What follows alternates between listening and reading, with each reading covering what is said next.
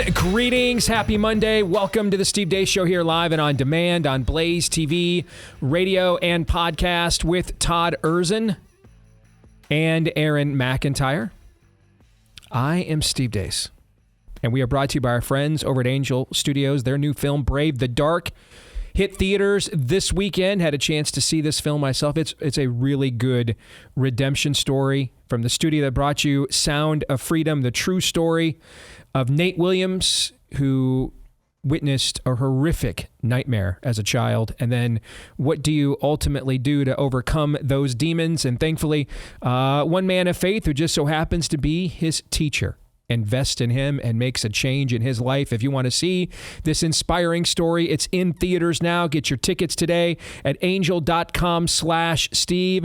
That's angel.com/Steve. All right, coming up on today's show, we are going to be joined at the bottom of the hour by former Levi's brand manager Jennifer Say, who's got something to, or bottom of next hour, I should say, who's got a few things to say about President Trump's recent executive order on gender madness and tranny madness. We're going to talk to Larry Taunton as well.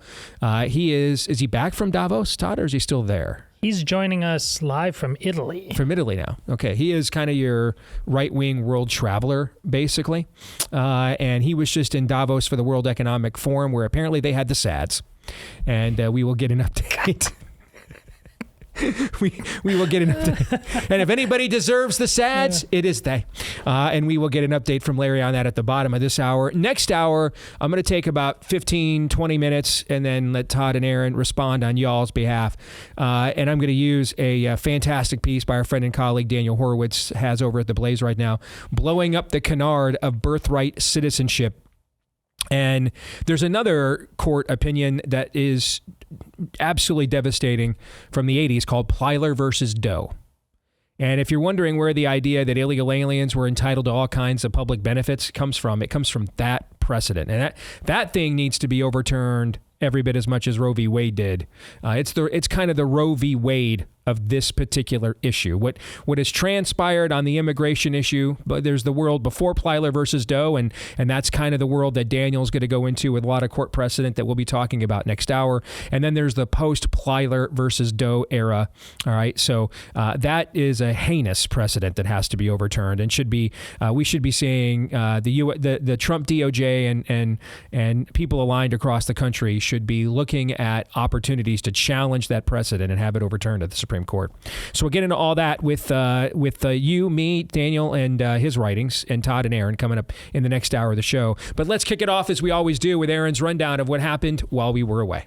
What happened while we were away, brought to you by America First in real time. This weekend, the sad little country of Colombia refused to accept U.S. military repatriation flights of illegal aliens rounded up this last week by the new Trump administration. Colombian President Gustavo Petro said he didn't want his citizens being returned to his country on military aircraft because it made them feel like criminals. In response, Donald Trump, at about 1:30 yesterday afternoon, announced sanctions against Colombia, including an emergency 25% tariff on all goods coming into the United States.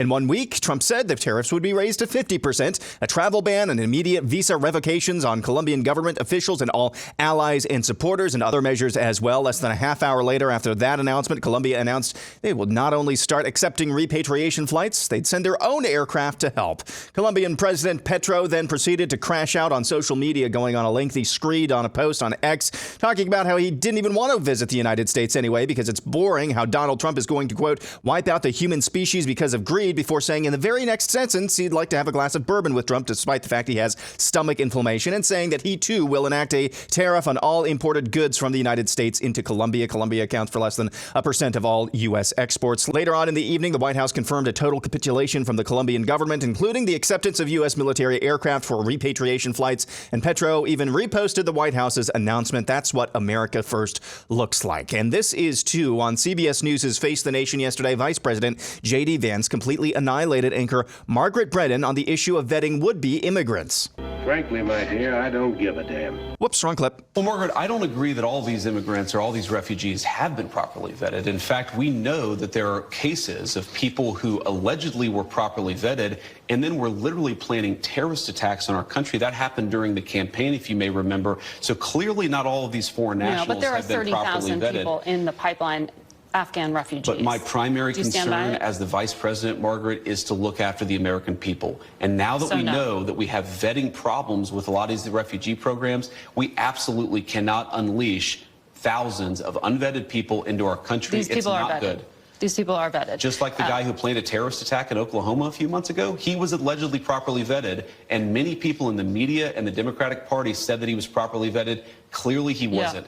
I don't want my children to share a neighborhood with people who are not properly vetted, and because I don't want it for my kids, I'm not going to force any other American citizens' kids to do that either. No, and that was a very particular case. It wasn't clear if he was radicalized when he got here or while he was living here. I don't really care, Margaret. I don't want that person in my country, and I think most Americans agree with me. Late on Friday night, Pete Hegseth was confirmed in a tie-breaking vote from the aforementioned Vance in the Senate, 51-50, and Hegseth is your new Secretary of Defense. Lisa Murkowski, Mitch McConnell, and Susan Collins were the three Republicans to vote against Hegseth. This morning, he laid out what his first act will be on this, his first day on the job. Sure, mass deportation, support of mass deportations in support of the president's objective. That is something the Defense Department absolutely will continue to do.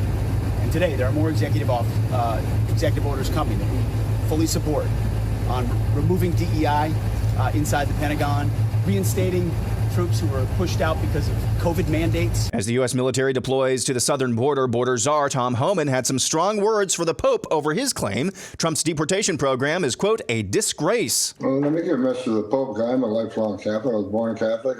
I've been through Catholic doctrine. Look, he only concentrates on fixing the Catholic Church, first of all. He's got big problems there. And in the Vatican, they have a wall around the Vatican. And if you illegally enter the Vatican, the crime is serious. You'll be charged with a serious crime, be jailed. Yeah. So he can protect the Vatican where he lives. He can build a wall where he lives. Where American people are not allowed that? No.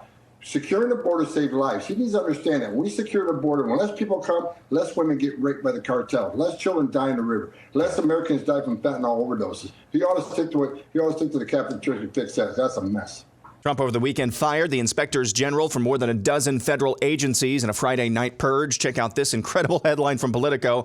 I am terrified. Workers describe the dark mood inside federal agencies. I don't even know who you are. The CIA now believes the COVID pandemic was caused by a leak inside the Wuhan lab. Blast from the past, here's how your media reported on the lab leak hypothesis back at the time. National Geographic, Fauci, no scientific evidence the coronavirus was made in a Chinese lab. Forbes, no, COVID-19 coronavirus was not bioengineered. Here's the research that debunks that idea. CBS News, Dr. Fauci again dismisses Wuhan lab as source of coronavirus. Washington Post, experts debunk fringe theory linking China's coronavirus to weapons research. NPR, scientists debunk lab accident theory of pandemic emergence. That was then, this is now. The CIA believes the lab leak hypothesis is most likely true as the origin of the pandemic. Target on Friday, yes, Target, announced that it's scaling back its diversity, equity, and inclusion policies following President Trump's executive order to review such initiatives. The move adds Target to a growing list of companies scaling back or eliminating their DEI efforts as these programs come under increased scrutiny. And finally, we hear once more from Vice President Vance, who, along with Trump, addressed the March for Life late last week. We need a culture that celebrates life at all stages, one that recognizes and truly believes that the benchmark of national success is not our GDP number or our stock market, but whether people feel that they can raise thriving and healthy families in our country. And that's what happened while we were away. Aaron's Montage brought to you by our friends over at Sweetheart Winery. Guys, Valentine's Day just around the corner.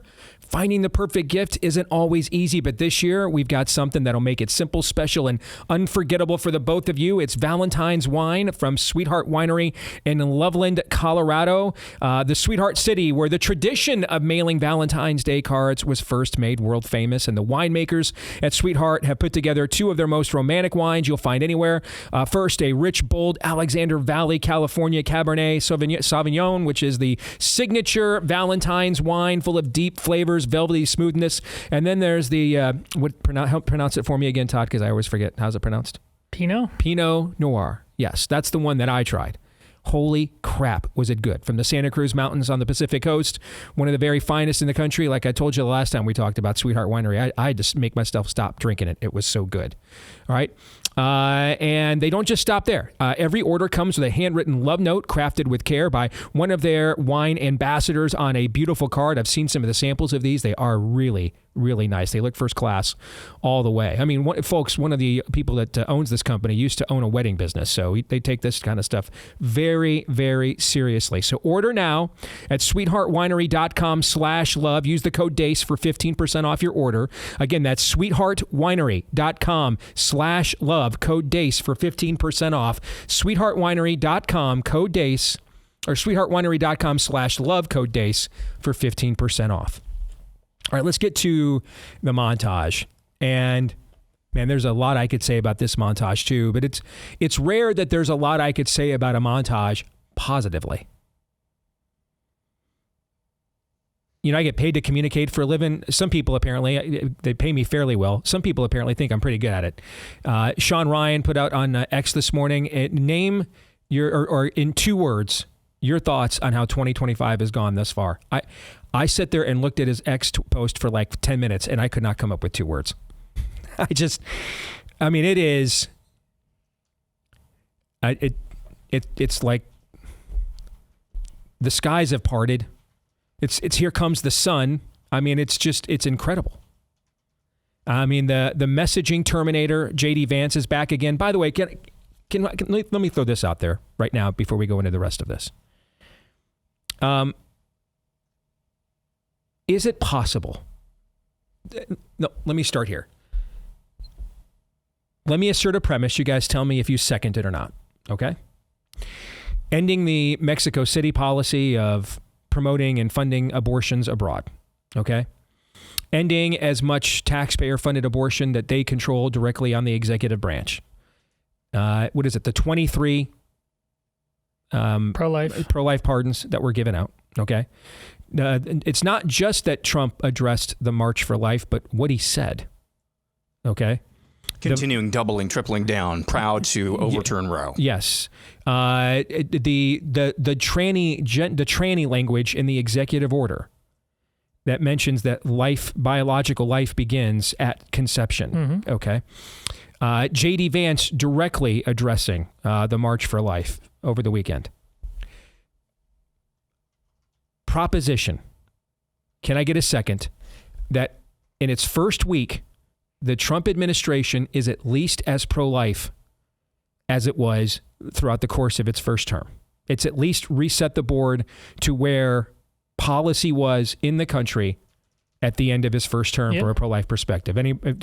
All 3 of us agree on this? Yes. Yeah. Okay. Well, the reason why this matters is because how many arguments took place, and there were some people I respect and like even, that are very well-known pro-life activists. We can't support this because they took our language out of the platform, and the rest of us kind of said, I understand being pissed off about that, but what about what they actually did? At some point, what someone actually did has to matter more than what they say, compared to the old Republican Party, which is they said the things we wanted and then didn't do any of them, right? Right. And I didn't predict this at the time, but I did proffer the possibility. You have to understand, from Trump's worldview, he is Rahab the harlot all the time. Meaning that if you get the reference, it's just totally fine to just lie to people who are out to get you. That's just kind of the world he operates in.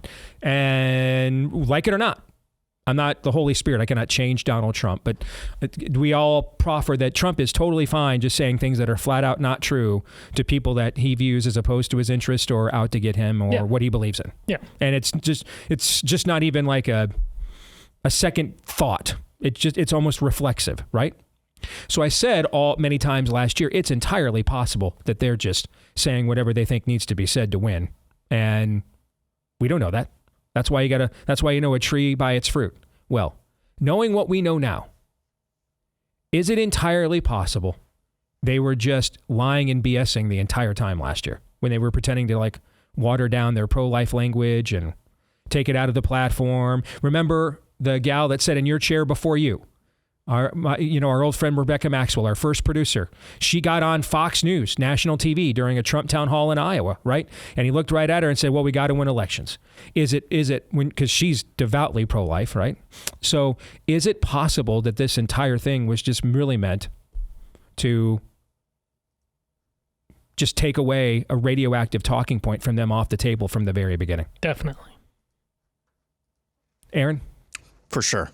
And I couldn't be happier.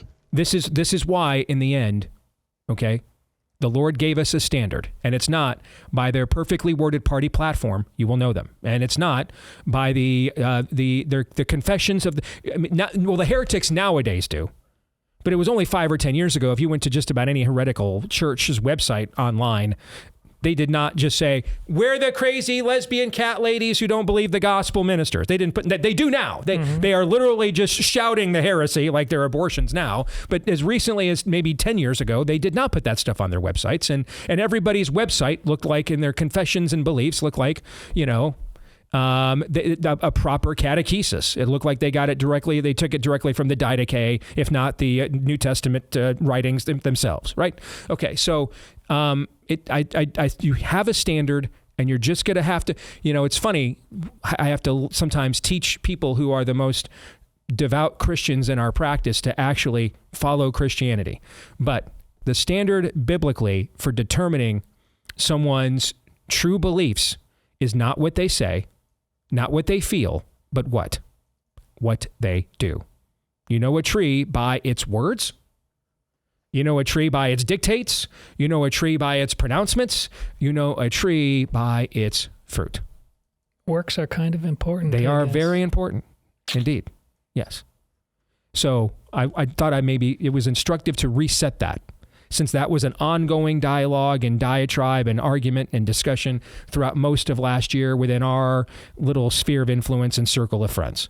Always go by the fruit on the tree. Okay? When in doubt, I should say, do that. All right, let's go to the rest of this now.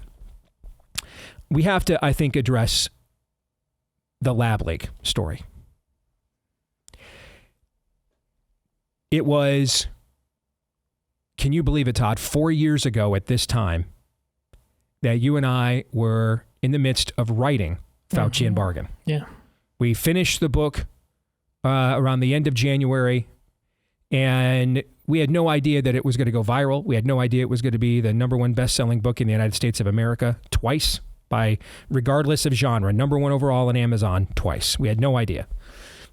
We just, with the new administration and everything coming in and the stuff they were saying, we were just trying to get as much of this information put together and out as fast as we possibly could. So we didn't even do a traditional publishing deal. We did this through my literary agent and publisher at the time, and we did it all through Amazon direct printing. That's why every copy has always been paperback, because we just didn't want to have to wait, especially at that time with all the supply chain issues. We had no idea if we did a traditional publishing deal when that book could have possibly come out. We wanted to get it out as soon as possible. So we were able to get it out right around, I want to say, the 1st of March, if I remember right, is when the book actually came out. That sounds right. And we had to make some really tough calls when we got down to the final edits of the book in terms of we wanted to make this thing tight, man, tight. That's why I had more footnote than pages.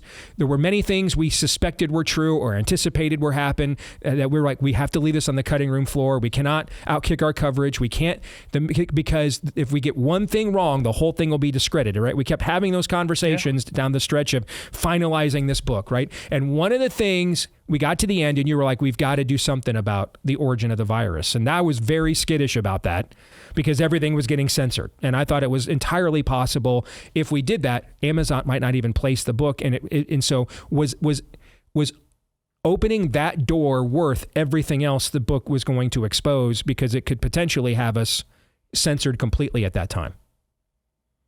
So we kind of came up with an idea of, we're gonna have a chapter on it, but the entire chapter is just going to be breadcrumbs, and we're just going to leave it very open-ended, and we'll just wait and see what happens. And then about 2 months after our book came out, was it Vanity Fair or The Atlantic, out of nowhere came out with a story that it turns out this probably leaked in a lab. Do you remember this? Mm-hmm. And that was very clear, given that was a corporate media entity, that somehow an all clear had been given to discuss what the true origins of this virus were. This entire thing, the virus was real.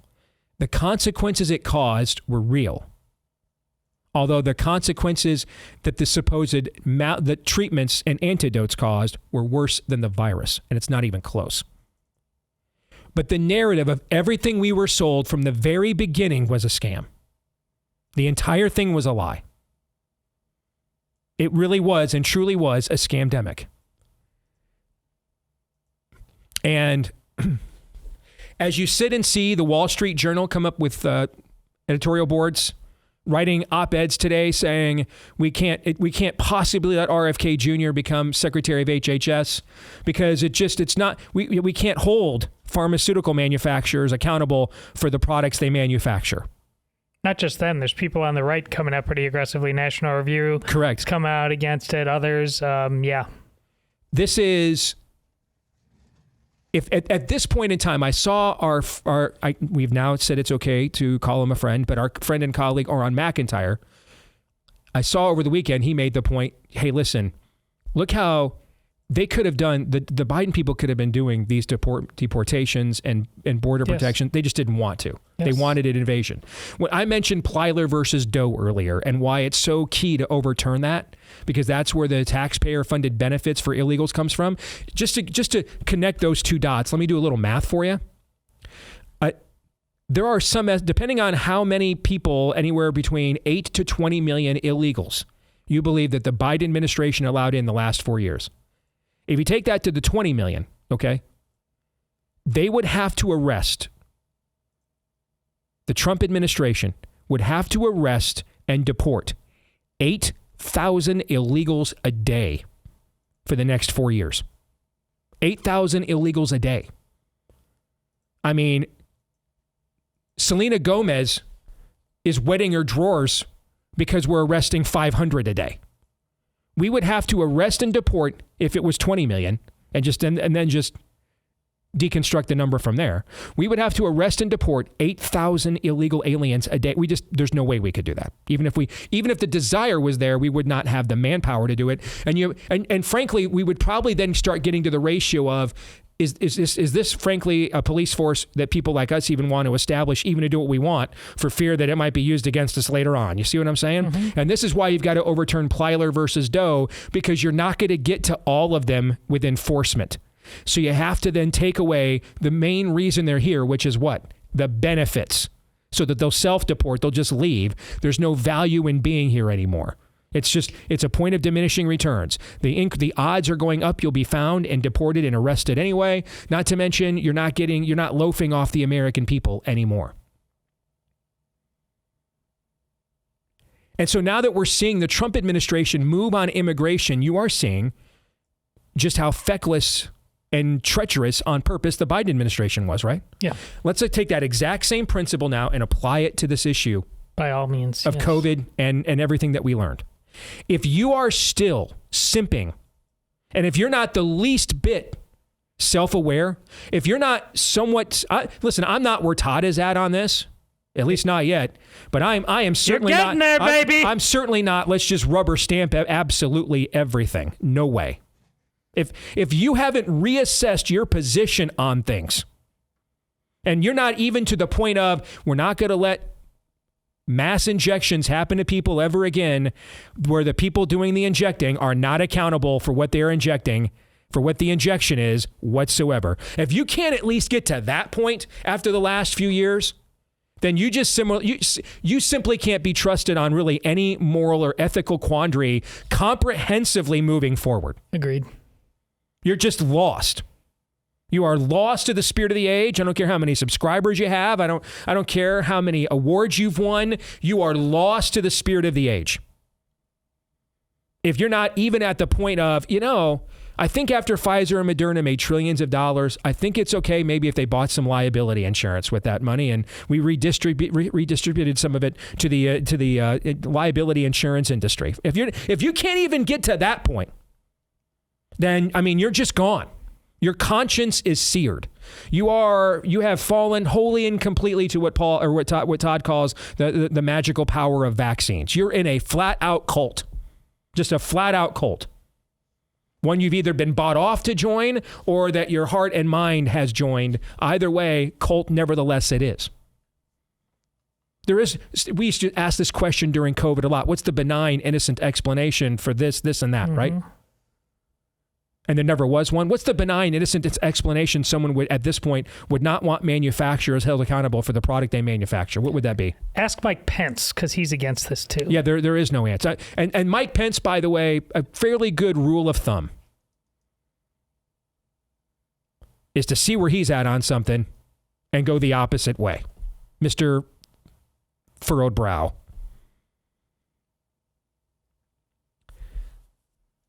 This entire thing was a lie from the very beginning.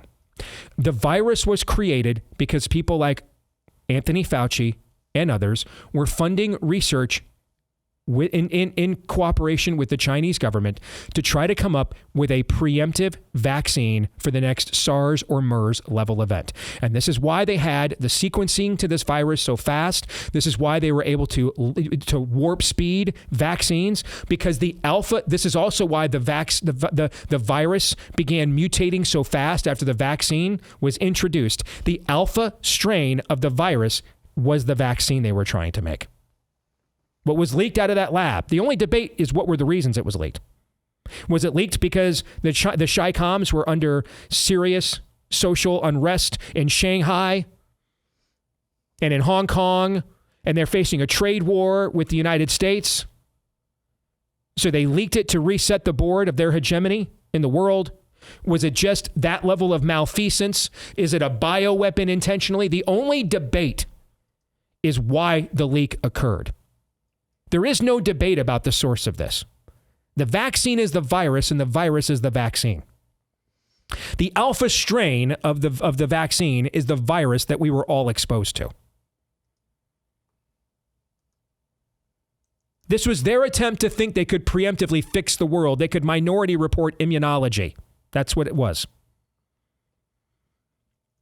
In all of humanity, we've been doing vaccines since the late 18th century. We've never once had a successful respiratory virus, aerosolized virus vaccine. Never once. They spent over a decade and billions of dollars after SARS and MERS to have a vaccine of that. They never could. So they tried to get ahead of it. And they purposefully used, and we use this term in the book, Fauci and Bargan, spillover potential. They were purposefully attempting to provoke bat coronaviruses in labs to spill over into into human-like mammals. They wanted to see what would cause it. So it was, well, Steve, that's gain-of-function research. That's gain-of-function research on steroids. Gain-of-function research is bad enough in and of itself. This is going to the next level. They were specifically causing the event in a lab that they said they were testing to stop. They were causing that event. That event did not exist in the wild. They were making it happen in the lab.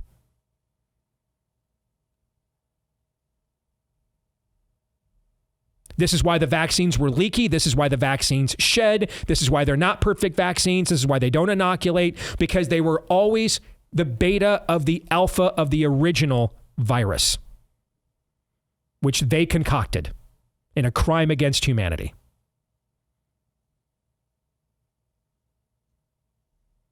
And they lied from the beginning, and many of them are still lying.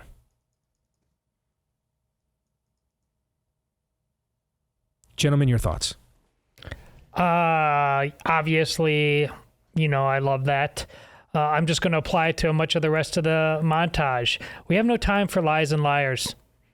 That's why what Trump just did to Colombia, what Homan just did to the American leaders within the Catholic Church, it's all of a piece of what he just said. Enough of the lies and the liars. We're coming for you. Yes. Without apology. Yes. Amen. And it's laughable now, but there were so many people back then, including people on our side, with absolute certainty. It's a crazy conspiracy theory that you would think that this is bioengineered in a lab. Just the certainty of it back then. Yep. Absolute certainty. Lost a lot of trust in a lot of people. And they're not doing, it appears most of them are doing not a damn thing to gain it back. Nope. So don't give it to them.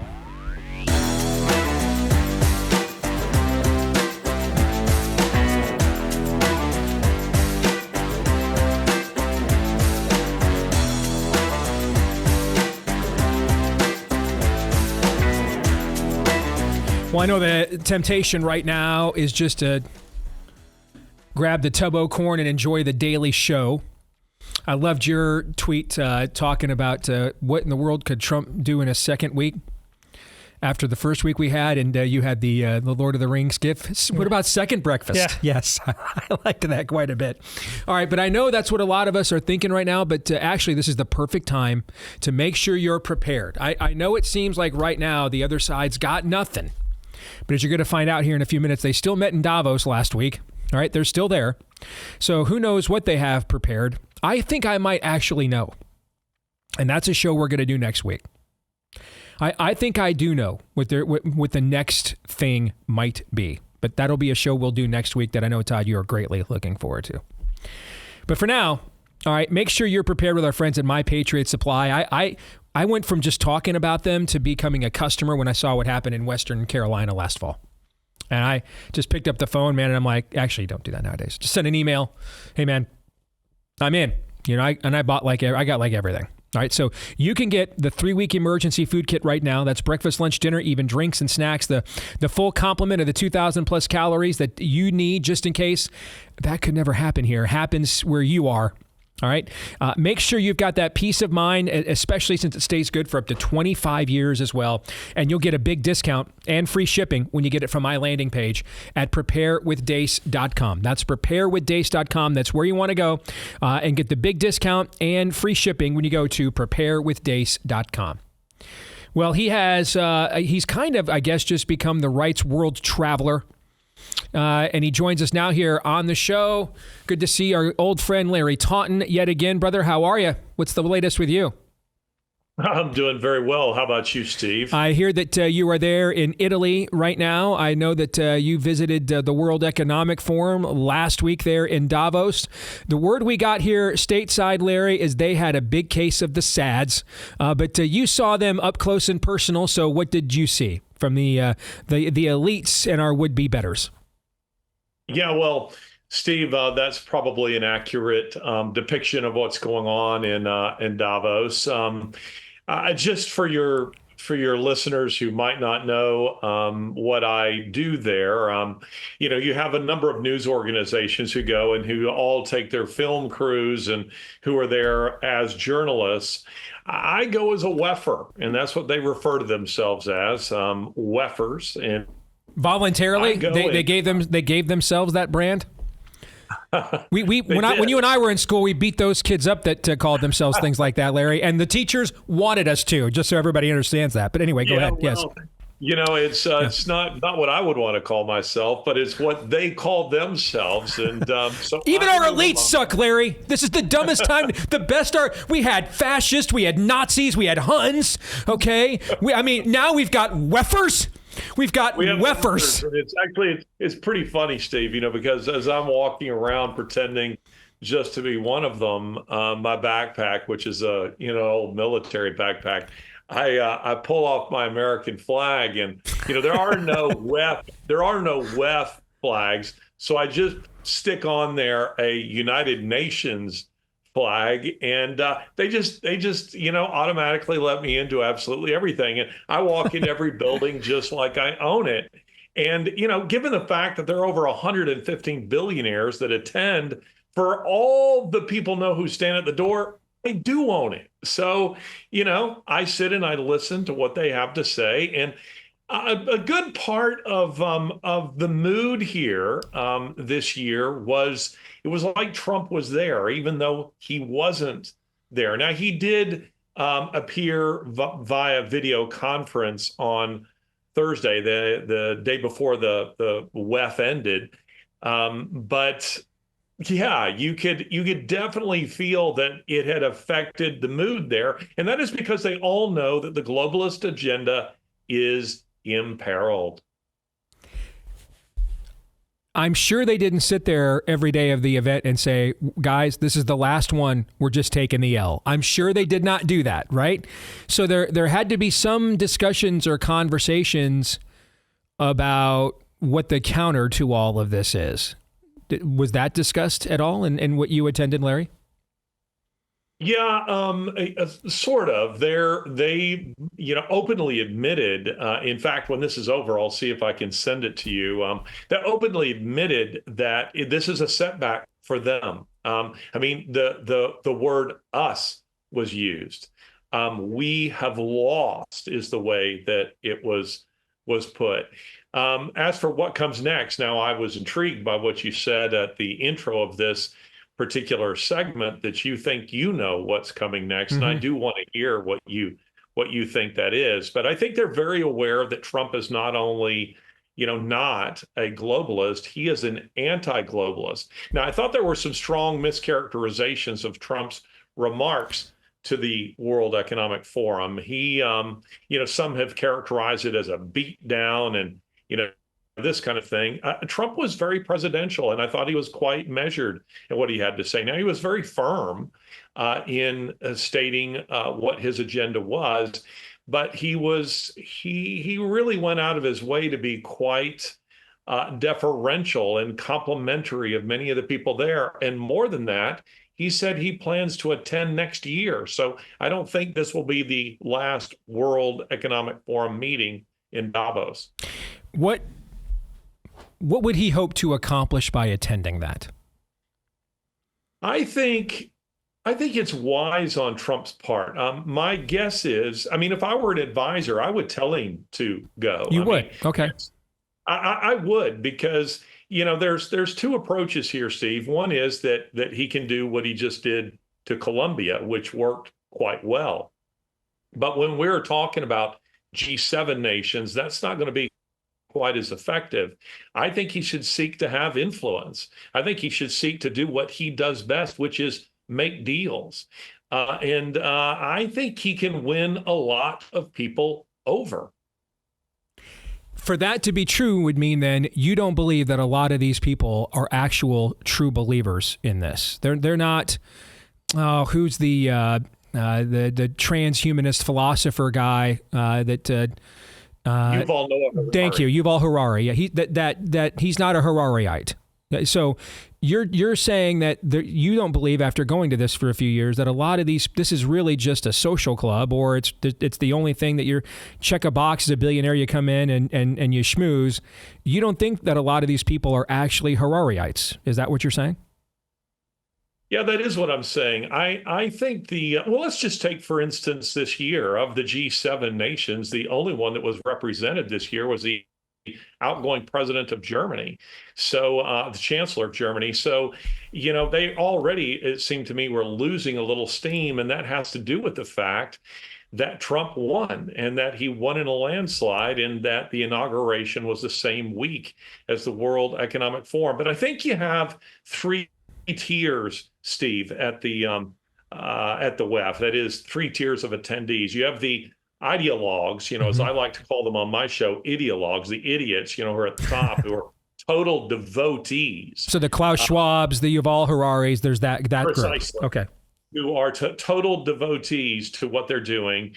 Then you have a middle tier, which is, the people who are there to sell things. They're a huge part of the attendance at the WEF are just people who are there to sell things to governments and to network with other people. And they'll sell their souls to anybody. And then at the very bottom, you have what I would call really kind of the uninformed, the unenlightened, idealists who are there wearing all the swag. They will literally wear things like hats that say global citizen and things like that on it. And they honestly just don't know any better. They're often very young. The World Economic Forum actually has a youth version of the forum. So, just looking at what we saw at the inauguration with Bezos and Zuckerberg, suddenly sort of changing their allegiance. I think the World Economic Forum is made up of a lot of opportunists.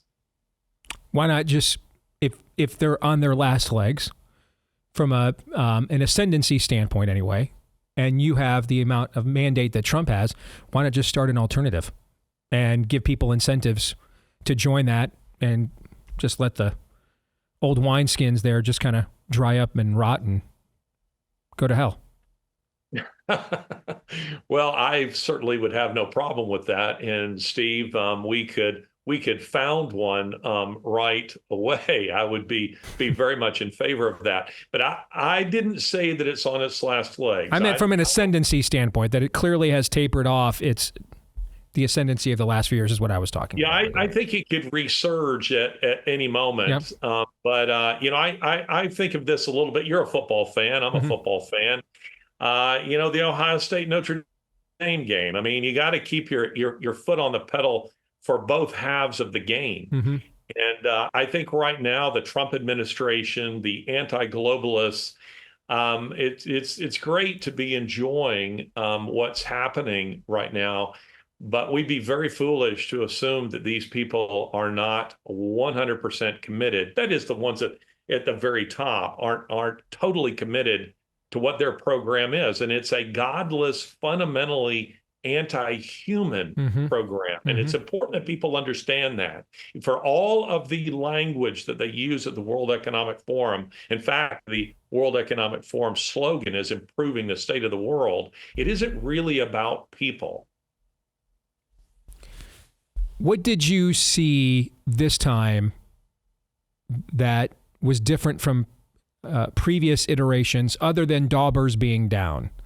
Did you see a level of innovation? I mean, all the focus on AI, for example, right now. Okay, what did you see especially from that top tier group? That, as a final thing to talk about, is a good reminder to our audience to not get complacent. These witchers are still, simmering around the cauldron there. Well, it's interesting that you mentioned AI. The World Economic Forum, beginning with Klaus Schwab himself, having read all of his books, and as I was preparing, I did a 4-part series for Daily Wire a year or two ago about the World Economic Forum. What you discover when you begin reading all of their literature is they're really just technocrats. I wouldn't even say that they're particularly well educated in terms of a real broad liberal education. They're technocrats, and they're absolutely enamored with artificial intelligence. And that in and of itself is slightly frightening, because they're of a mindset that says that if it can be done, it should be done. And I think wisdom would say, just because it can be done doesn't mean we necessarily want to do it. But so no moral metric to any form of progress for progress's sake, basically. Yes. Exactly. And it may not be progress. It may move in a completely other direction. But one of the things I would want to throw out to your audience is this, that the World Economic Forum is, I believe, a kind of resurgent, a neo-paganism. And this year I saw it much more openly than I have in previous years. Wicker men getting burned, things like that. We're not quite to that point yet. No one's dancing around the maypole in January in Davos. No, but I hear what you're saying. Yeah, I might have been the Wicker man, but maybe that's why they keep letting you in, Larry. Indeed, yeah. Maybe don't go back. Yes, but yes. I don't know how to send videos that are more than 4 minutes, but Steve, I have managed to tweet it, and that is one of the sessions that, honestly, when you're watching it, you're thinking to yourself, this has to be an SNL skit. This can't be real.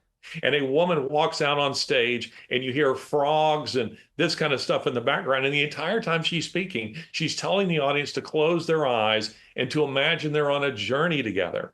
And you're just waiting for her to go, and then, and then continue the conversation. But as I was watching it, I was thinking, okay, somebody's going to walk out and tell us that this is a joke, that this isn't real. But it just keeps going and going. And the presentation was about giving, now catch this, Steve, giving personhood to nature. Now, these are people who don't want to give personhood to persons. Right. Or children. Yes. But now they're talking about giving it to nature, to rivers, to trees. And for what reason? So that nature can sue us. Yes. Romans 1. All right. Worshiping the created rather than the creator. Great stuff as always, Larry. Where can people find your work and the chronicles of your world traveling? Where can they find that stuff? No, they can find me at Larry Alex Taunton.com. That's Taunton. They can find me on Twitter. And from here, Steve, I go to Cairo. And in Cairo, I will be covering some very interesting people, the Zabaleen, the Christians who are not allowed to participate in society and live on the literal fringes of it. Always good to talk to you, brother. Thank you. Hey, listen, you guys take care. All right, you too. God bless. Gentlemen, your thoughts? It's amazing. Now that we're on the other side of this election, we're talking about that last part there about giving identity to or personhood to nature, to trees and things like that. And because we're on the other side of the election, we've got like a laugh track accompanying it as if it was like 20 years ago. But Right. it came this close. Right. To just ultimately becoming the new religion of the day. That's why, you know, it's going back to the past where it just was a laugh track. No, crush it mercilessly.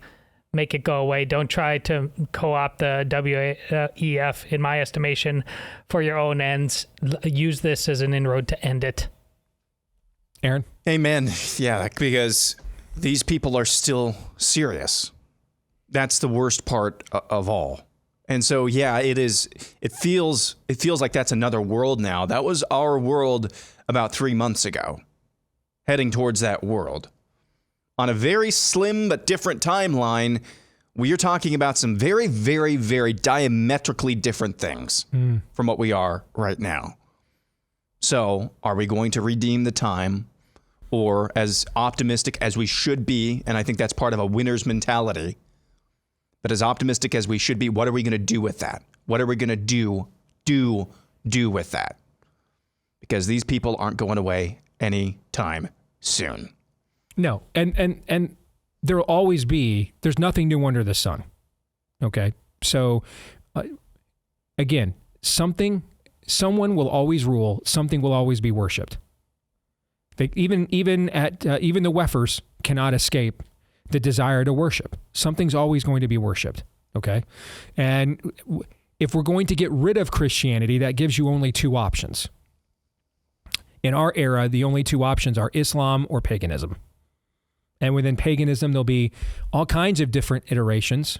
Could be Norseology, could be Druidism, okay? Could be indigenous peopleism, okay? But there's Apocalypto, okay? Or Islam. Those are your only two options to Christianity, okay? And even if there's the worship of the state, that'll just be a form of Apocalypto. That's all. Just a technocratic form of it. More in a moment.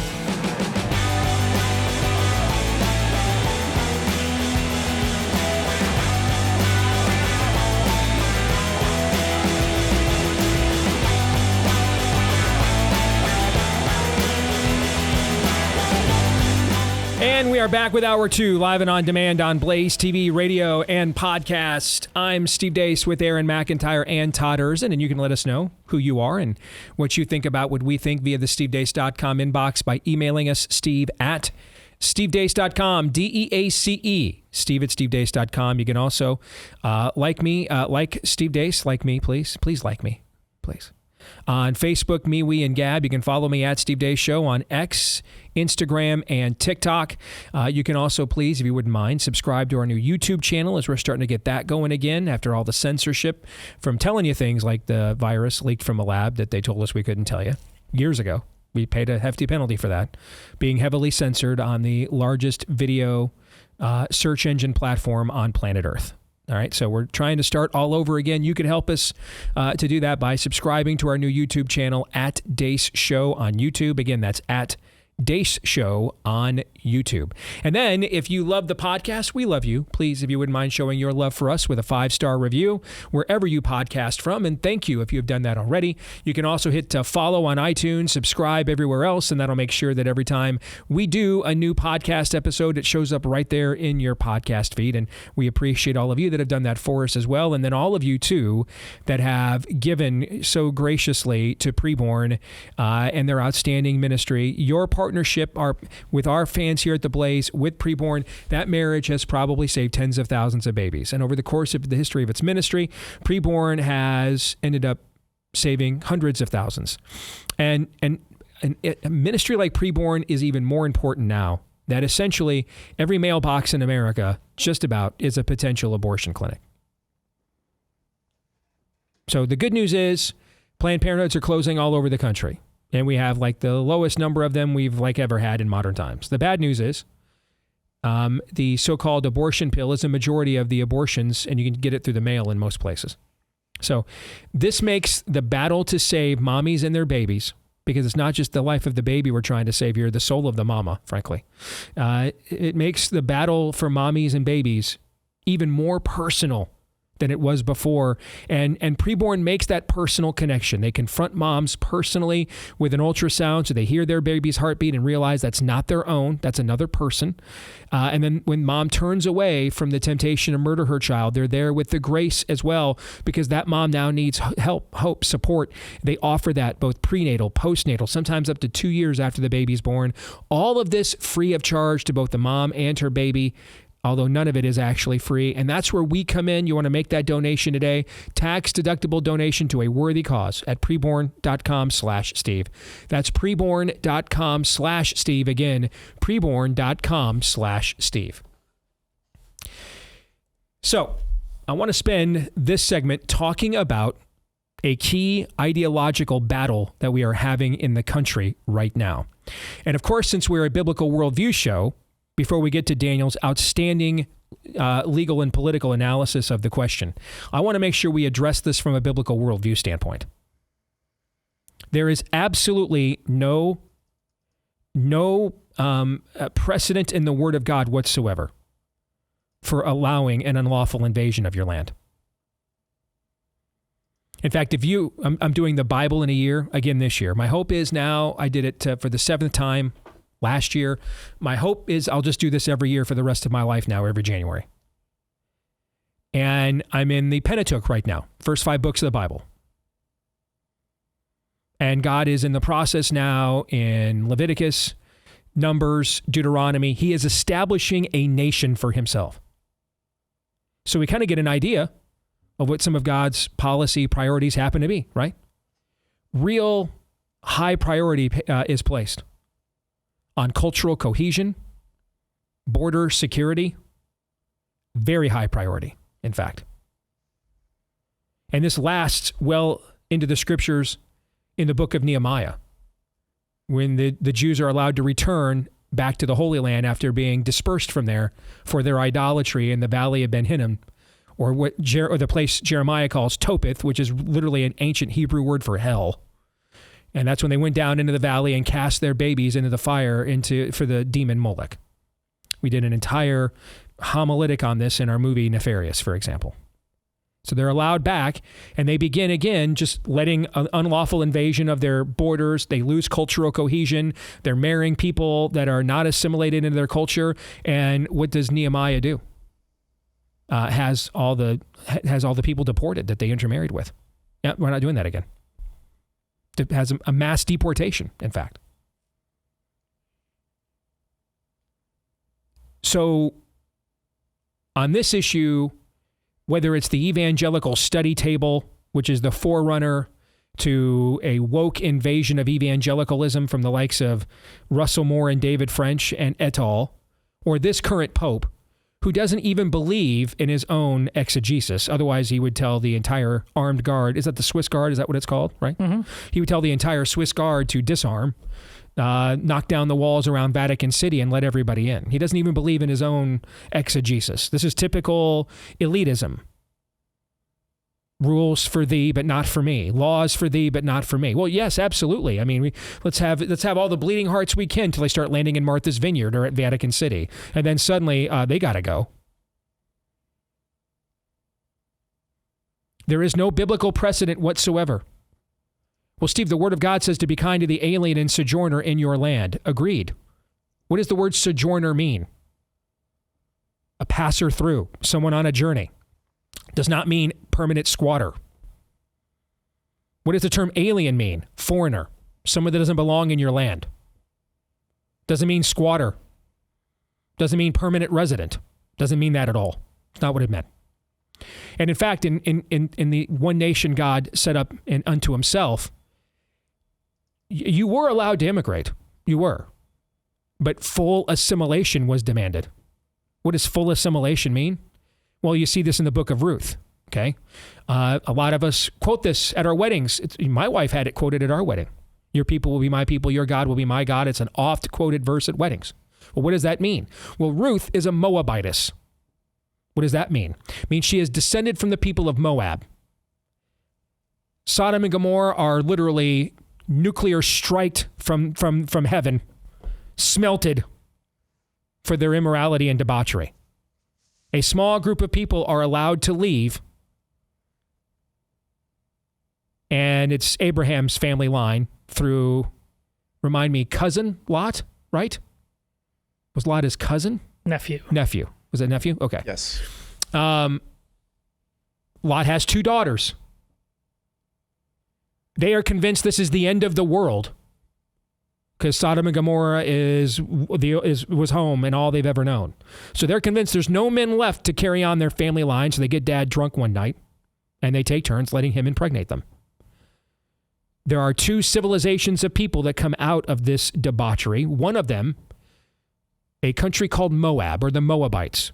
And these 2 nations, God was so disgusted by this debauchery, this incestuous origin, that he banned them from joining his covenant for the next 10 generations.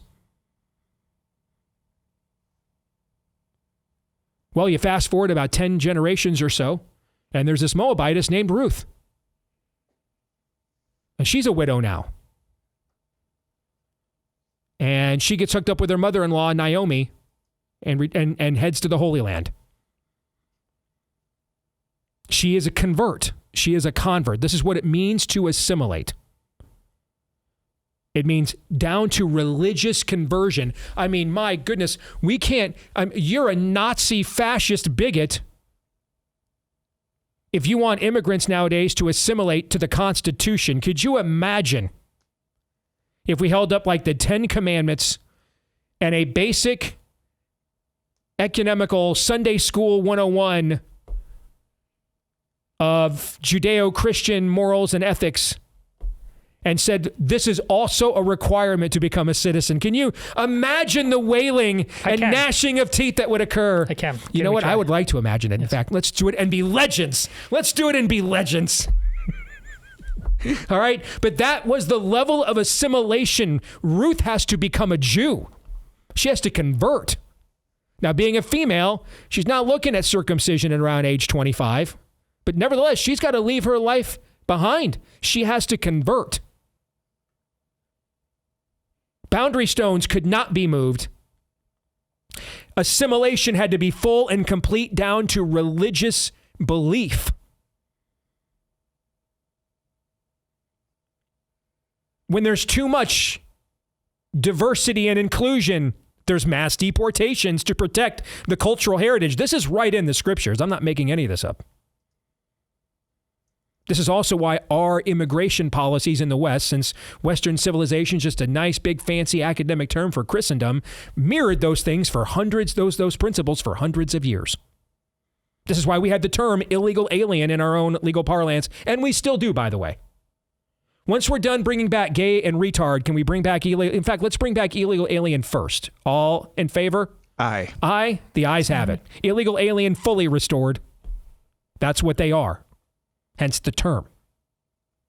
So I want to make sure we do not get worked over on this. No one is entitled to steal from you because they have a need. Now, you may be entitled to be gracious with what you have to the needy, but that is an equation opposite of things being taken from you against your will. Like going back to the same story of Boaz and Ruth. Boaz is the rich Jew that Ruth will end up marrying. He gives away what are called his gleanings. What are those? Well, the law also commanded the wealthy, once they were done feeding themselves and their staffs and everything else that it took to maintain their standard of living, they were to leave the rest of that harvest behind, essentially, so that people who were poor or destitute or sojourners or aliens could also eat. Because God makes the rain fall on the just and the unjust alike. And an era was going to come where his presence was no longer going to be confined to a temple within a singular nation, but all of his converts all over the world would be themselves, their bodies, temples that would house his spirit to draw all men to him. See what I'm saying here? Don't get worked over. No one's entitled to steal from you. No one is. In fact, the proverb says, if a man takes from you because he is hungry, you're not angry with him, but he still must make 4 times the restitution of what he took. It's not good to steal just because you're hungry. You're not entitled to do that. No one's mad at you. No one's upset at you. They understand, but we're not setting that precedent here. We're not giving favoritism to the poor or the rich. God is not a respecter of persons. Justice is blind.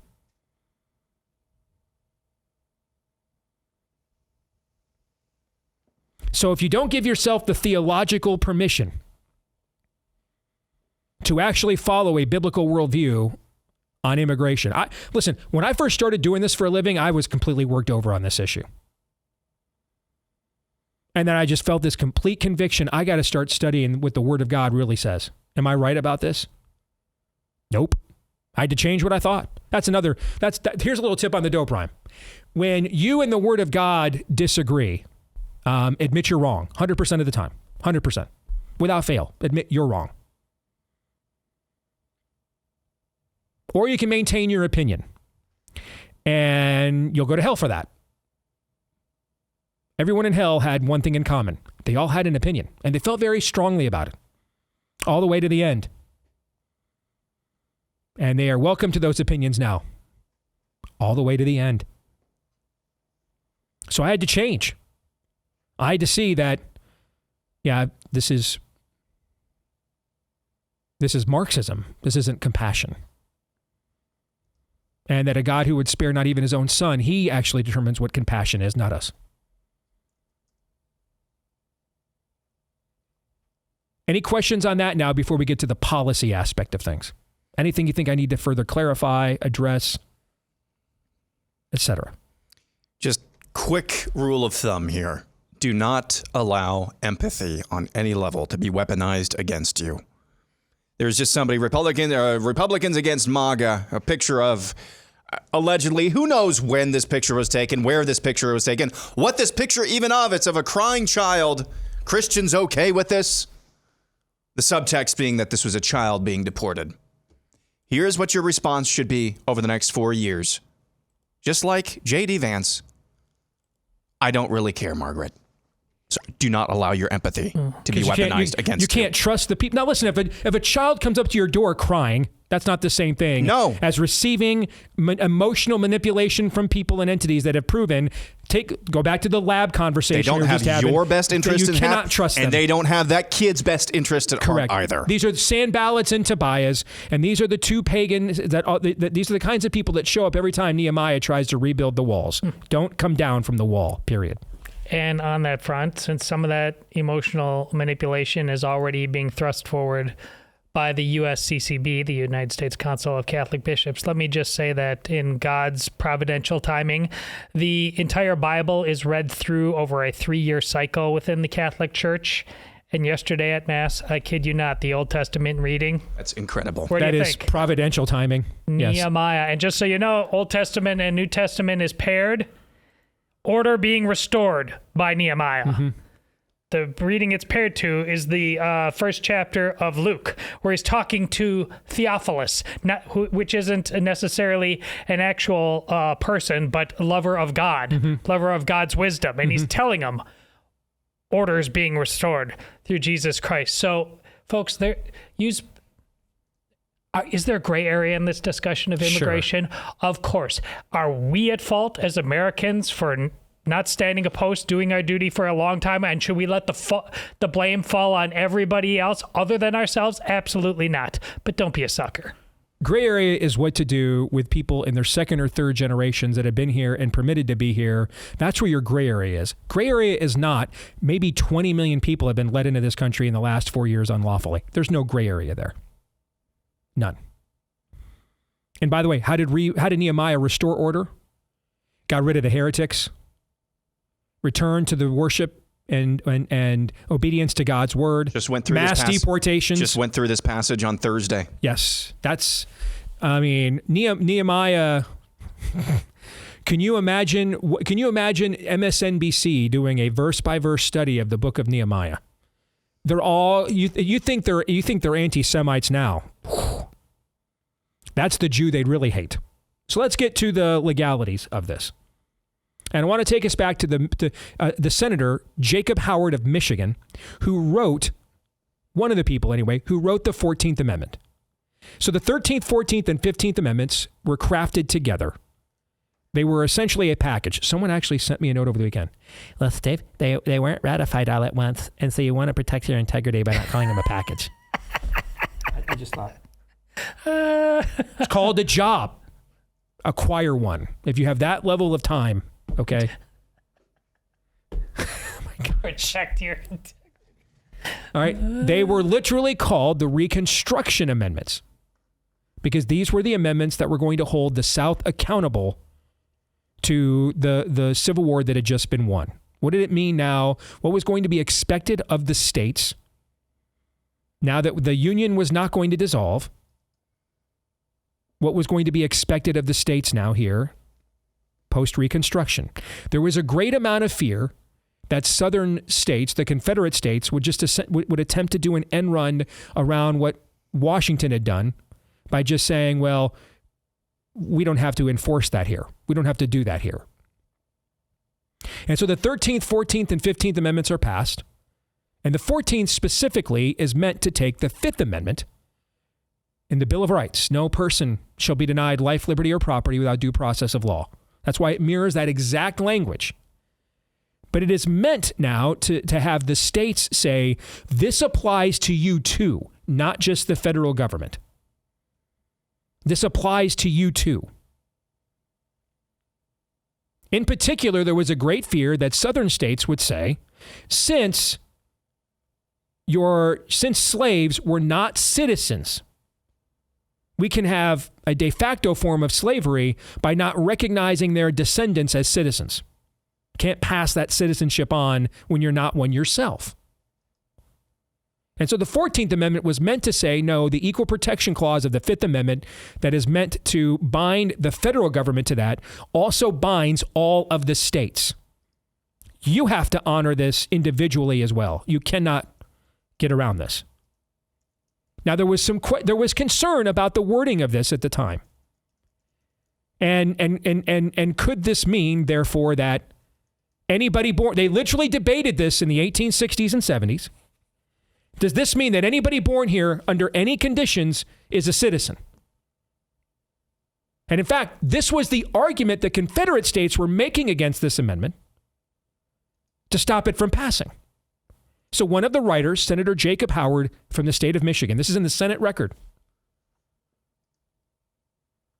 The First Amendment is to Section 1 declaring that, quote, all persons born in the United States and subject to the jurisdiction thereof are citizens of the United States and the states wherein they reside.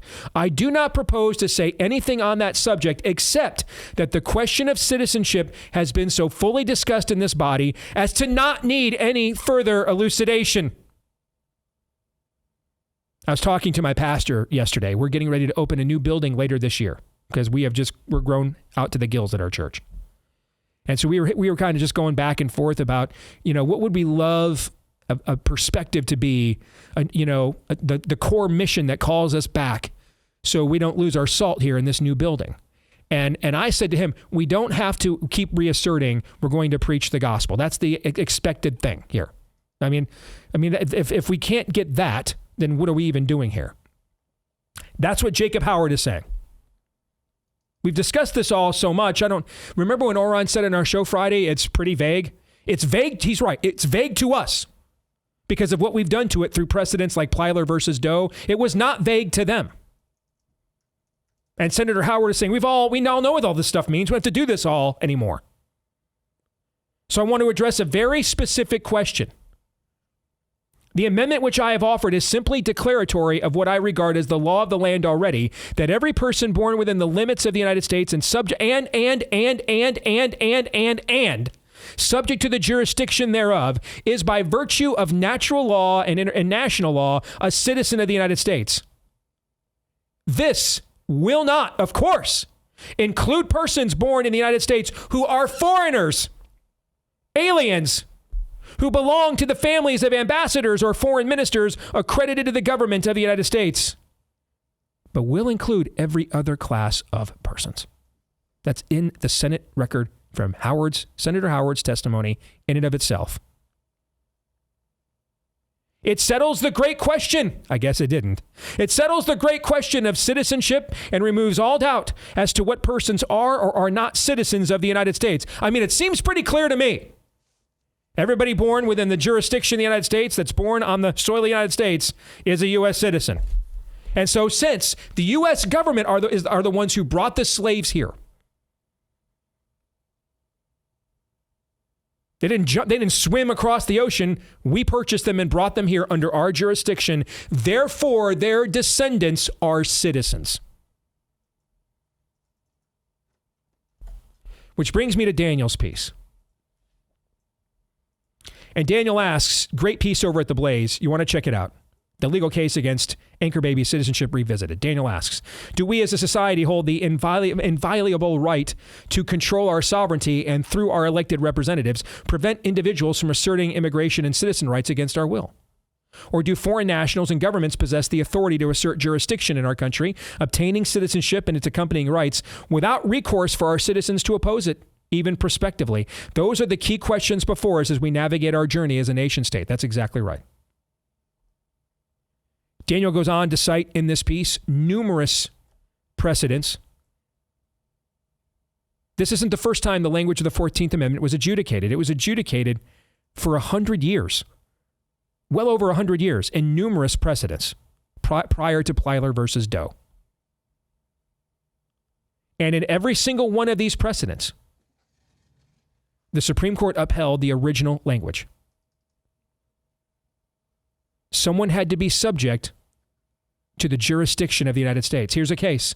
Shaughnessy versus the U.S., 1953. The Supreme Court upheld a decision by the Truman administration, the Democrat Truman administration, to deny re-entry to a Romanian immigrant who had lived in the U.S. for 25 years. So he thought he could come back because no other country would accept him. Well, you were here, you were not a citizen the entire time, so no, you can't come back. The Truman administration said, and the Supreme Court said, well, I mean, if people can vote whether or not they think that's heartless or not, that's a political issue, but the legal issue is pretty clear. The 14th Amendment says you weren't here legally as a citizen, so no, you can't just come and go as you please. And the Truman administration can absolutely bar you from coming back if they want. And there are numerous of these precedents well into the 20th century prior to Plyler versus Doe. And you can read all this in Daniel's outstanding piece over at The Blaze today. But I want to close, guys, and I'll throw it to you. I want to close with this last paragraph from Daniel here. Politicians, legal scholars, and judges who grant full constitutional rights to illegal aliens and citizenship to their children have gone beyond debating the meaning of the 14th Amendment. They are declaring that the United States is no longer a nation state governed by a constitution established by the people. Do you know how many other Western countries you can just claim citizenship regardless of your status if you have a kid there? Can you guys guess what the number is? Guessing it's a low number. It's a really low number, guys. Yeah, it's really low. 0. 0 is the actual number. It's 0, actually. 0. Todd and Aaron, your thoughts? I mean, this sad little addiction has been going on for so long. You know, I can see the courts actually using, in the future, using Biden's executive authority and the executive branch writ large of consciously allowing what happened. And the thing that we were very much frustrated with on the right, it wasn't just like there's a problem, they're slipping through the cracks, people are trying their best. It was clearly overtly the goal of the Biden administration to let this happen. Sadly, the courts are going to interpret that in the future if we let it as the second part of that equation, the jurisdiction thereof, and they'll say, well, yeah, we let him in, and we wanted him here all along. And while that shouldn't be their jurisdiction, it's defaulted to be that way. We've created a gigantic mess. As Steve put a number on it earlier, whatever you're seeing Tom Homan do, it's a fraction of the number that is required to actually take care of the problem. Yes, just to reiterate, if you, depending on whether you think it's 8 million or 20 million, if you go to 20 million illegals that Biden let in over the last 4 years, the Trump administration would have to arrest and deport 4,000 people a day just to get rid of the illegals that have come in the last 4 years. That's untenable. And Biden let it happen under his jurisdiction, willfully, knowingly, put his executive stamp on it. This is going to be ugly to untangle legally. The reason, yes, the 14th Amendment, sloppily written, but as you laid out, there's enough there from not only Senate records that it could have been adjudicated properly on multiple occasions. The best case scenario, the best explanation is that it was just political laziness, malfeasance, and cowardice that it hasn't been to this day.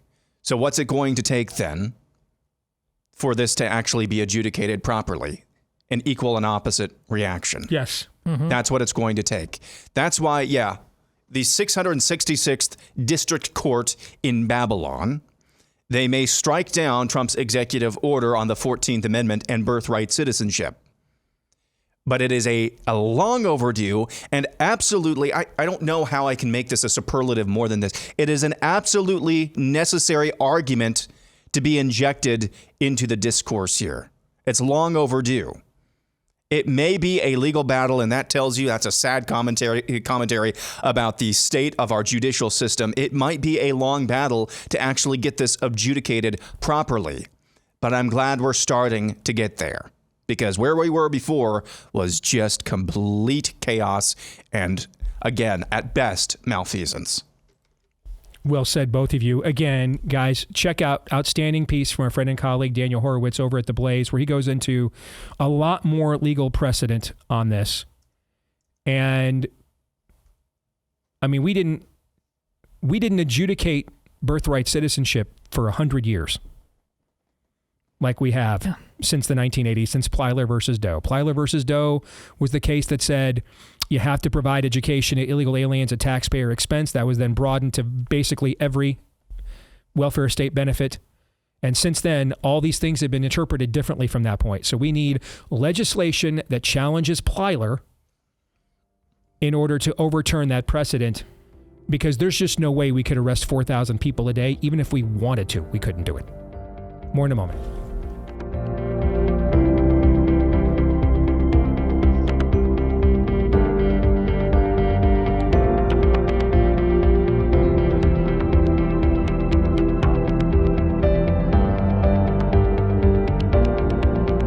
Well, of course, this is the time of year that a lot of us are resolving to get healthier. Last year, I was like, I've finally got to lose that last 50 pounds of the 150 pounds I had to lose years ago. And I lost about 40 of it.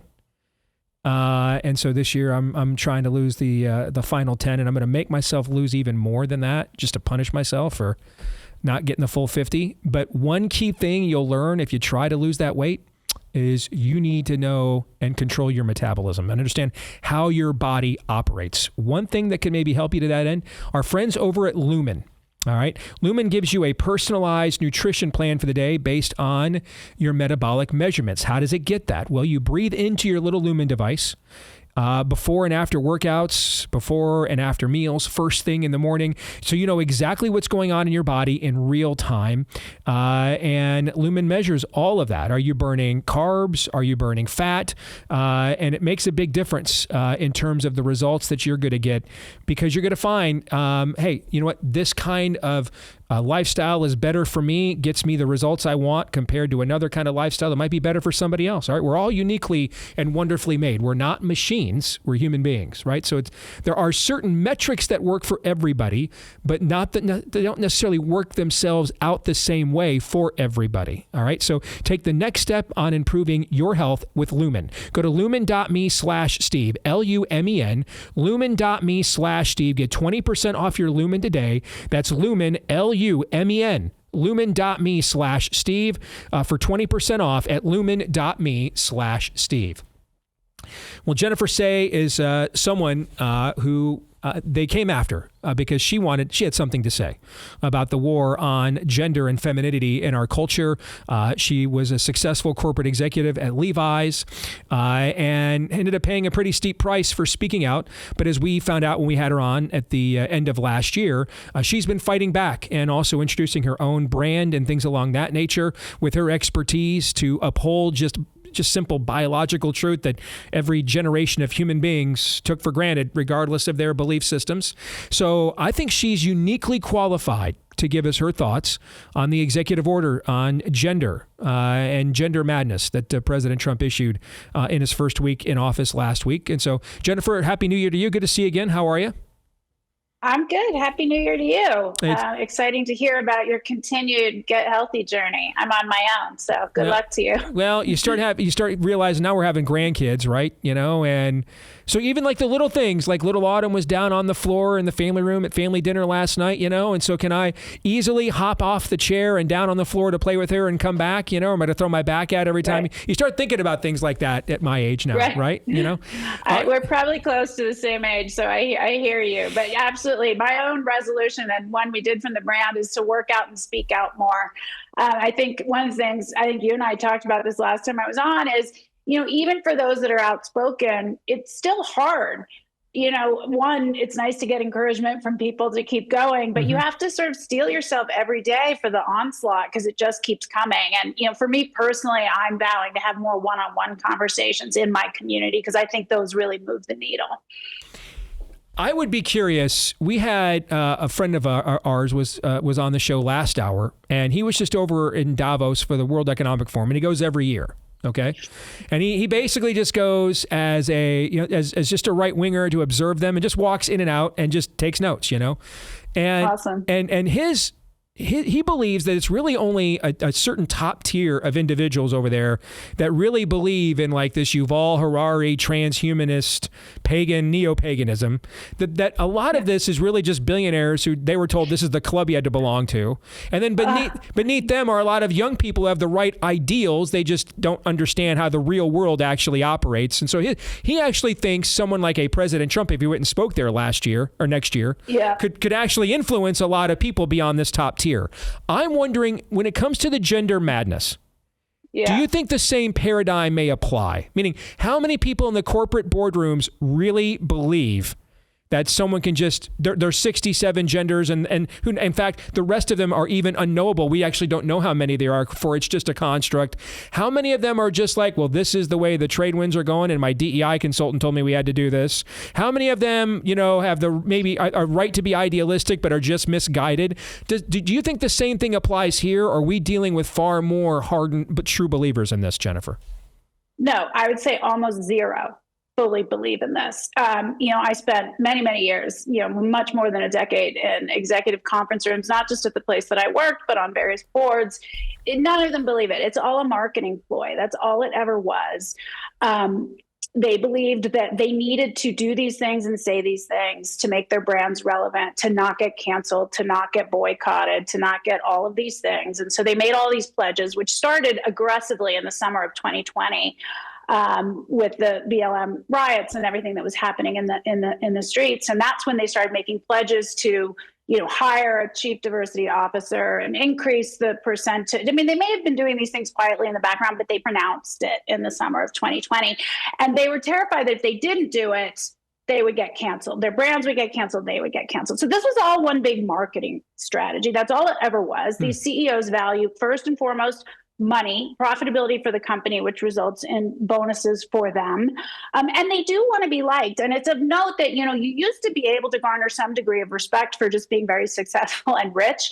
But as you and I both know, in the last 10 years, you must disavow your privilege. And so positioning themselves as social justice warriors, which is so ridiculous for someone who's chosen to go into business and be a CEO, like how anybody ever bought this, that they were actually for real social justice warriors, is ridiculous. But they could position themselves that way, and their woke kids would like them, and their young employees would like them, who they're afraid of, by the way, the young employees. So it was all just a marketing strategy. But when they see that it won't make them money, and Bud Light obviously is the line in the sand there, and Bud Light has really gone back to kind of frat bro marketing, if you take a look at what they're doing now. So they realize now it's not making the money. And guess what? It's not what the cool kids are doing anymore. Suddenly football players are doing the Trump dance and Snoop Dogg is playing at the inauguration, and the cool kids, the rebellious cool kids, are all for Trump now. So these are not firmly held beliefs. This was a marketing ploy. This was woke capitalism at its finest. And I'm talking broadly about all the woke policies, but that applies very much to the issue of gender ideology. Now, some will dig their heels in. We've seen Costco, for instance, digging their heels in around DEI. Because the other thing you have to consider in this dynamic is these CEO leaders have huge egos. They don't want to admit they were ever wrong. So they might cut off their nose despite their face to prove they weren't wrong in the first place. But I think it's going to move in this direction. That said, somewhat to the effect of what you were talking to before I joined, I think the executive orders they make a strong kind of stand around injecting this discussion into the discourse, but it is by no means over. Right. Well, forgive me, I'm going to be a stereotypical Christian Gen X man and have a Lord of the Rings reference for everything. Okay. But as you were talking, I had these pictures of boardrooms where DEI consultants are basically worm tongue speaking into a King Theoden who's just, who's under a spell and cannot think for himself. And he's whispering these talking points and edicts. And he's just repeating the king is as if from the worm tongue, as if they're his own words, right? Someone comes in, Trump comes in, slays worm tongue, okay, and says to King Theoden, breathe the free air again. And these CEOs are like, oh, wait, we can go back to making money now, hand over fist. Okay, we're good. But totally. But Sauron is not defeated at that moment. Right? The eye of Sauron is still high over Mordor there. And that's kind of what I hear you saying is, hey, okay, cool. Trump went in there and ran the sword through Wormtongue. That's great, okay? But the ideology that gives birth to these constructs still must be rooted out. Yes, and I'm not a Lord of the Rings fan, but I know a little bit about it because my husband talks to me about it. So everything you said rings true. The personality, the lack of backbone, these people have not changed. They are going to do what whoever is whispering in their ear is telling them. They're going to pretend it's their own idea, right? They're going to pretend they have strength of character. They take the harder right over the easier wrong. They do none of those things.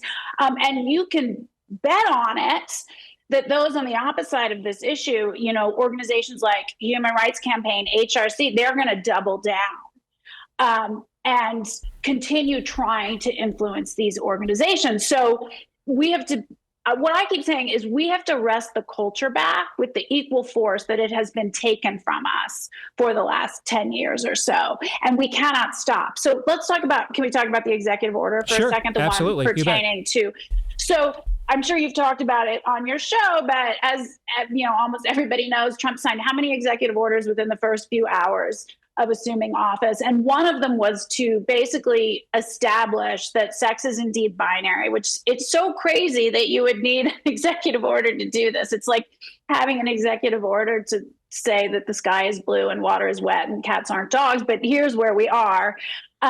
But I think what people don't understand, because I keep getting a lot of questions, just over this weekend at the NCAA track finals, a male, Sadie Schreiner, ran and won in the women's track and field. Why is this still happening? People are asking me. So there are a bunch of reasons why this is still happening. First and foremost, as you know, the executive order only impacts federally funded institutions. That's it. So federally funded prisons over the weekend, all the men saying they were women, they were taken out. And put into men's prisons. But that was, by the way, that's 15, a whopping 15% of female inmates would fall under that. That's an incredible amount of transism going on in the prisons. But anyway, go ahead. Yes. And half of those are in prison for sex offenses. Yes. So great. Put them in jail with women, make them bunk with women. It's horrible. But I thought what you were going to say is a different point, which is that only 10%, approximately a little bit less, of all of the prisons in America are federal prisons. The state prisons get to keep doing whatever they want. And in 14 states, my former home state of California, of course, being one and being a lead one, they have laws on the books that say, if you say you're a woman, you are. And you can bet that California prisons are going to continue, and this is one of the places where the conflict is happening. They are going to continue allowing men who pretend to be women in women's prisons because they are going to push back. You know, whether they believe in this ideology or not, Steve, it doesn't even matter at this point. I don't care if they believe or not. They're going to do it to not be wrong and to position themselves as virtuous, which is ridiculous. So it only impacts federally funded institutions. So for sports in particular, that means Title IX to govern sports. So sports that happen in the public education system and public universities. But guess what? More than half of youth and adult sports happen outside of Title IX's governance. I competed as a nationally and internationally competitive gymnast. I never once was in a competition governed by Title IX. Not one time. Every competition I competed in was governed by the U.S. Olympic Committee, which is privately funded and is not impacted by this executive order. My son competes on a junior elite soccer team. Private club, nothing to do with Title IX. Same thing. It's not impacted. You have Boston Marathon. I don't know if you saw in the last 2 weeks that a male has qualified in the women's division of the Boston Marathon. That's governed by a private board and funded by private companies. It's an independent organization. They're going to continue doing whatever they want. So you can see what I'm saying. Like, we are not done yet. And I would argue that schools within states that have their own laws on the books, even if they're federally funded, they're going to keep doing what they want until it's challenged in court. So my point is, we have to change the culture. This didn't start with legislation, and it's not going to end with it. It changes when we all the same people, stand up and make our voices heard. And for what it's worth, even though 80% of people agree with you and I that women's sports and spaces should be for actual women, it doesn't feel like we're the majority when you're out there saying it. Too many people are still quiet. So my point, what I keep telling people is, it is now injected into the discourse. Now we have to kind of take the baton and change the cultural conversation. And I think that's really the clarion call of this entire administration, is that Trump is essentially a stopgap to stop all of the destructive patterns and trajectories we were on, but that is to clear the brush so that we then can do the necessary work to make these changes and restorations of sanity permanent. So Jennifer, before we let you go, remind everybody about your clothing brand and how they can support it. Yeah, the brand is called XXXY Athletics. You can go to thetruthfits.com. The reason I started it was to change the cultural conversation. Brands, if you think brands don't influence culture, look at what has happened and how brands had been hijacked by, aggressive left-wing progressive ideology for the last 10 years. Well, we have the opportunity to take back the culture. And so every time I wear this t-shirt, which has our brand on it, to my daughter's soccer games, a conversation has started, and it provides permission to all those folks who agree with us, who are too afraid, to then speak out and speak up. So go check out the brand. I hope you guys will support us. We need to change the cultural conversation. Trump got it started, but it's on us now. Very well said. Thetruthfits.com. Easy to remember. The Truth Fits with an S. Thetruthfits.com. Good to see you again, Jennifer. Thank you. Thank you, Steve. You bet. God bless. Take care. Todd and Aaron, what do you think as we close it out? Well, you'll agree the people are the problem. This is a problem to solve. Jennifer started her own company, Moms for Liberty, got that whole thing going. Men, dads, enough is enough. You're going to fight for your daughters, your wives, your sisters, or not. It's really that simple. Yeah, I'm going to make a really campy reference, sports reference, but I think she encapsulates perfectly here. And the analogy that you gave of Lord of the Rings was good as well. I mean, but this is a battle has been won. The war is not over. There's an opportunity here. Don't be like last night. Chiefs had the ability to go up in the first half, 14-3 or something like that. Fumbled the ball. Do not fumble the ball here. Take yes for an answer while you have the opening, while you have the chance. Because you can make a lot of headway right now. We can all make a lot of headway right now as long as we keep pushing the advantage, keep pressing the advantage. Because I think you have the momentum. I think we have the momentum right now. And this goes back to, the central theme of our year is lead. And what you're seeing at 1600 Pennsylvania Avenue is leadership. But again, even though we have talked about the concept of a Red Caesar as an ideological construct, we no human being can be entrusted with that level of hope. That's not the way this works, particularly in a free society. And so Jennifer is precisely correct. I mean, at this point, Trump is kind of a herald right now. He's out there just kind of with a giant machete, just kind of clearing brush. Okay. But clearing it for what? For us. No, clearing it for us. Okay. I mean, he's the herald and his administration is the herald, but now we are the ones that have to come in and now that the brush has been cleared, we have to terraform something else, something that's now going to occupy that space. And a basic thing we can all do to lead is speak up. I mean, with the momentum we have right now, if we're not going to speak up now, then I don't know what it would take for it to actually happen at this point. That this is the most we have felt the wind at our back and backs in years. Going to stick around and do overtime for Blaze TV subscribers. For the rest of you, we'll see you tomorrow. Until then, Romans 8:28.